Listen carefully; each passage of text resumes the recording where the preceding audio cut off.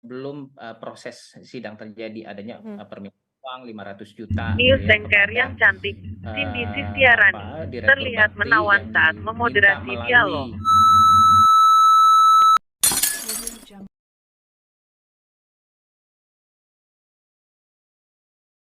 sebelum proses sidang terjadi adanya permintaan uang 500 juta gitu ya kepada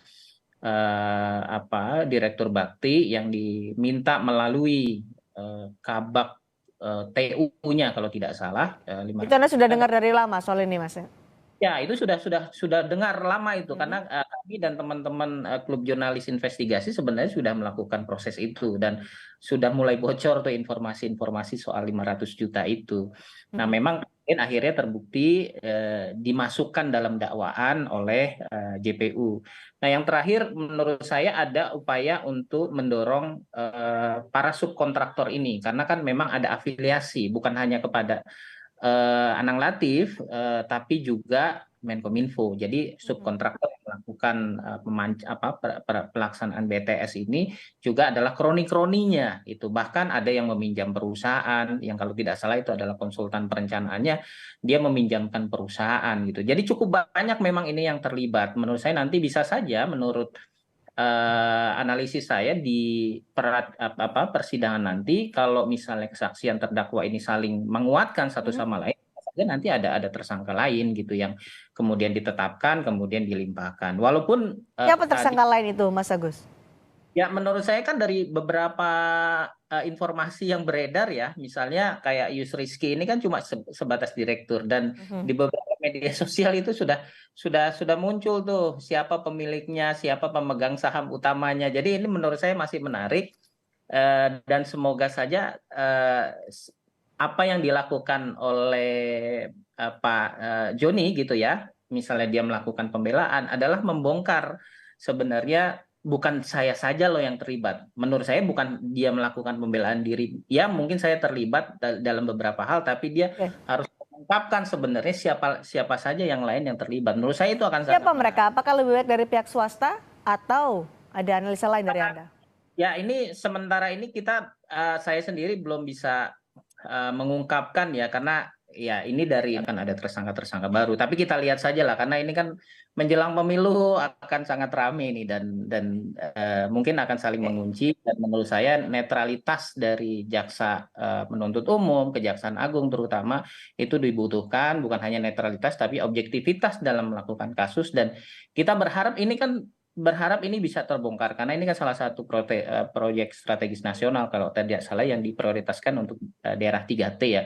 Jadi ini ada kepentingan rakyat yang luar biasa untuk saudara. Mas Agus, menurut Anda jadi yang berpotensi untuk menjadi tersangka lainnya adalah dari pihak swasta atau dari pihak lainnya?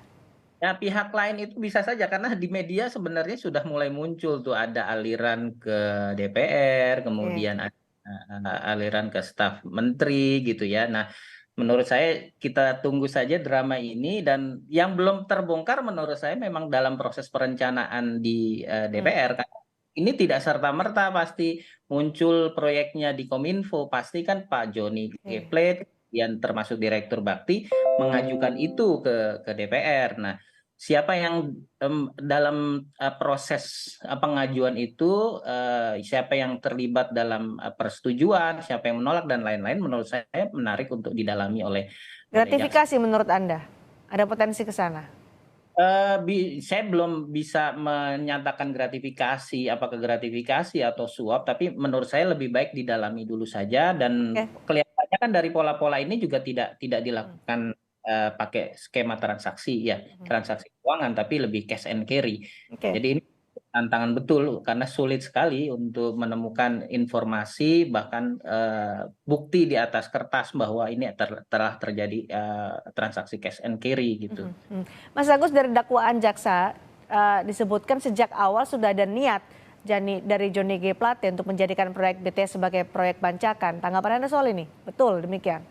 Ya kalau dari dakwaan nanti saya dong Pak yang melaksanakan itu. Nah ini kan harus dilihat intensinya dari mana. Apakah intensinya dari Pak Plate sendiri kemudian dia dapat keuntungan yang 500 juta setiap tahun, setiap bulan gitu ya, atau ada intensi lain bahwa nanti akan diserahkan juga dari pihak swasta, Pak, nanti saya akan minta proyek itu, nah nanti akan dapat fee misalnya. Oke. Intensinya nanti saya yakin akan diperiksa oleh pihak kejaksaan. Soal atur-atur tender proyek ini hal baru di lembaga pemerintahan menurut Anda, Mas Agus?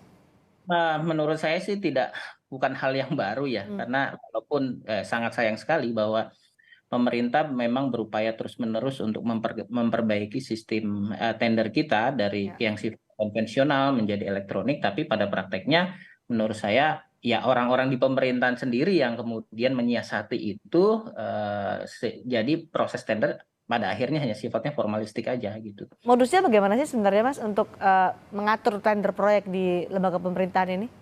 Ya idealnya kan sebenarnya akhirnya sebelumnya itu sudah dilakukan pertemuan-pertemuan atau kesepakatan dan semua proyek yang di input dalam sistem itu sebenarnya ya sudah ada rekayasa, itu hanya formalistik aja gitu. Ini yang menurut saya sangat disayangkan. Baik, karena jaksa sudah menyatakan bahwa ini sebagai proyek bancakan, tadi Mas juga menyebut mungkin saja ada tersangka-tersangka lain yang terlibat dalam kasus ini. Terima kasih Mas Agus Sunaryanto, Kurator ICW sudah berbagi pandangan bersama kami di Sapa Indonesia Malam hari ini.